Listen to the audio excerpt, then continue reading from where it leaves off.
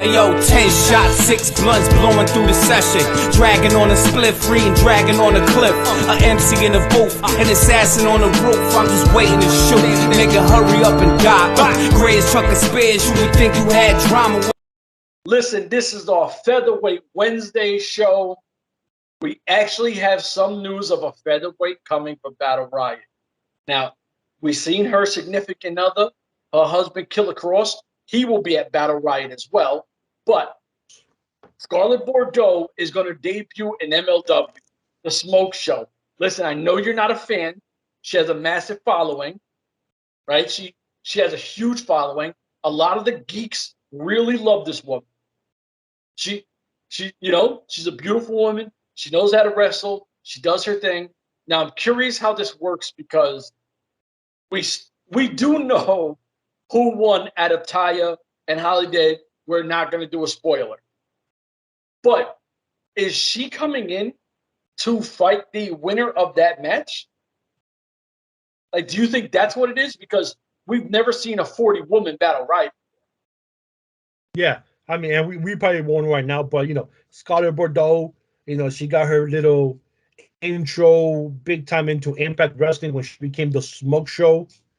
And then later on, 2 years later, the issues with Ikuro Kwon, trying to get out of the contract to leave. And then they were making fun of her because then she had posted something on Twitter that she wasn't making enough money and she was living with her grandmother. So, all that kind of nonsense. And yeah, then she got released. And then they went to the promised land of Uncle Vince and WWE Universe for 2 years. They were at NXT before they went to NXT 2.0, and then they all got slashed and thing. Now she has a broken smoke machine. She's gonna bring that over to MLW now. So she went from the Smoke Show to the Broke Show because the smoke machine doesn't work, so we don't know. And that's pretty interesting. We haven't seen her get in the ring once yet from the time that she got into Impact. To fast forward 4 years later, we know she wrestles because we've seen her wrestle outside of those companies in the indie companies, and she could wrestle. But why they've never used her to get into the ring, I don't know. Maybe it's like she's gonna come in to manage Ikuro Kwon. Maybe she's gonna be there to, like you said, put her name into the featherweight division in the future to be the challenger of the next women's champion. Because it does say that she's debuting at MLW. I don't think they would use the word debut as a manager. Yeah, but you never know. They use the word and then they screw themselves by using the word, and then they have to go and we just kind of messed up, so now we got to eat this. So maybe it's just like a meet and greet type of thing, coming in type of thing. But we'll find out when the Battle Riot happens, but hopefully is for her to wrestle and challenge the new featherweight champion, and going forward, and they could have that match there during the tapings or something. So I think it's a good look because, like I said, she does have a big following, and yeah, she does. We've seen her in Impact, and you're like, all right, we've seen her work. You then goes to NXT. I don't think she ever had a match in NXT. She kind of was just the manager to her husband or fiance, whatever they were at the time. So you kind of as the eye candy to Ikuro Kwon. So you're like, I've seen her on the indies. I know she can wrestle. So now MLW might give that opportunity to showcase what she can do. And I mean, listen, it's a win-win. I would love to see. I don't want to keep seeing names come after whoever wins that title. I want to see a division where someone keeps going forward. We see more Brittany Blakes. We see more Delmi Exo. Or the C Stars, put them both together. I want to see more of these women on an average. I want to see them at least, if you don't want to do it one every show, please give me one every other show. You know what I'm saying? Exactly. Give us a little of it, and she could be a really good opportunity to go forward with, because obviously they're not going back to Impact. That's clear. AEW. You never know. You never know. You never know. You know, you always say you never say never because you never know. Well, We never know. I'm saying what they're saying. I'm not saying what I think. I'm saying they said Yeah. that they're going to go back to Impact. That's fine. Hey, Chef, AEW, you keep saying you're not going to go here, but hear how much money I'm going to give you right now to come back.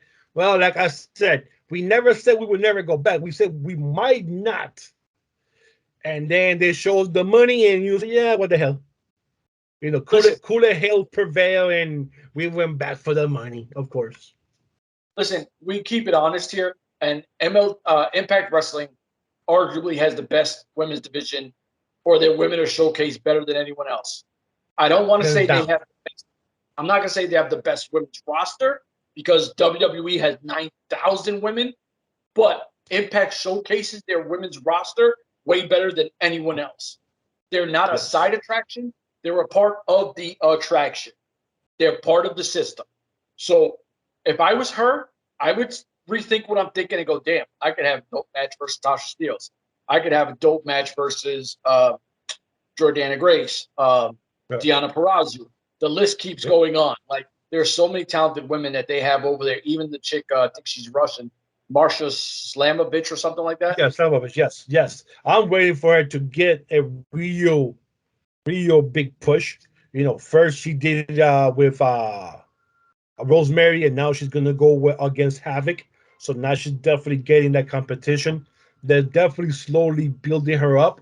So yeah, I'm waiting for her to explode. Yeah, she if they give her and they let her go, she'll go crazy there. She's basically, you know, another hardcore style female that loves to fight. So if they ever let the switch off and just let her go, she'll go. So you know who she kind of reminds me of? And I seen her in the Impact Zone for like one set of tapings. She's from Germany. She was the alpha female. Yes, I forgot her name, but I know who you talk about. She was like a 7-footer, right? She was tall. She was tall. Yeah, she like 60. I think she was like 6'11". Yeah, she was tall as hell. Yeah, I remember her. I can't remember her name though. Yeah, her wrestling style was very physical, very kind of like Kurt Angle or Alex Kane, where you got a lot of grapple, slams, things like that.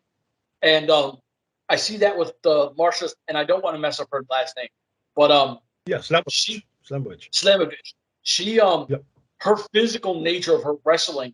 There's no one in Impact Wrestling, the Knockouts, whatever they want to call them, the women's roster that wrestles like her. Now, you might say Havoc is a big girl. Havoc does not wrestle her size. No. This girl, she wrestles on some like, if you're in my way, I'm moving you out my way if you like it or not. I dig that chick. And I think that with Impact doing such a great job with their women's roster, someone like Scarlett Bordeaux would only do anything but benefit from it. Or even N.W.A, because I think N.W.A handles their women just as good as anybody else. Those are the two companies that do it. And I believe she's young too. I want to say she's like maybe 22, 23 years old now. So Marsha Slamovich? Yes. Oh. Yeah, she's young. Yeah, she's young. I remember when she turned 21, and I want to say maybe 2 years ago she turned 21. So yeah, she's like 23 now. She's like 23, 24, or maybe pushing 24. So if they keep her there and build her, she could be there and be the face of that company in the next couple of years, you know. So listen, I'm with it. Like, once again, it's also kind of what we're hoping MLW does, that N.W.A and Impact does, is they give us a women's division that is clearly a women's division. I think those two showcase it so well, where you have WWE and AEW, they kind of feel like the side attraction, the other thing that they just throw out there once in a while, where with the other two companies, they look amazing. You know, like Camille, who is green, looks amazing. They built her up slowly, and she's a hell of a champ. Everyone that they've thrown in front of her, it's a great match. She keeps growing, and her name, listen, eventually, unless she loves being part of N.W.A, her value is going to outweigh N.W.A. She's eventually going to be like, you know, they're going to want her. Look, what's her name? Serena Deeb. She's in AEW. Yep. Thunder Rosa. She's in AEW. And where do we see them? N.W.A. You know, it gets to a point. Give me a second. Yeah, when Serena D was nowhere, she was at N.W.A. When Thunder Rosa was, you know, coming up and doing the AEW stuff, she was there in the N.W.A. And in order for her to transition and for her to let off all her contract 6 months earlier, they had her wrestle against Camille in the tournament, you know, put Camille over, boom. And then she was, you know, let go 6 months early out of her contract.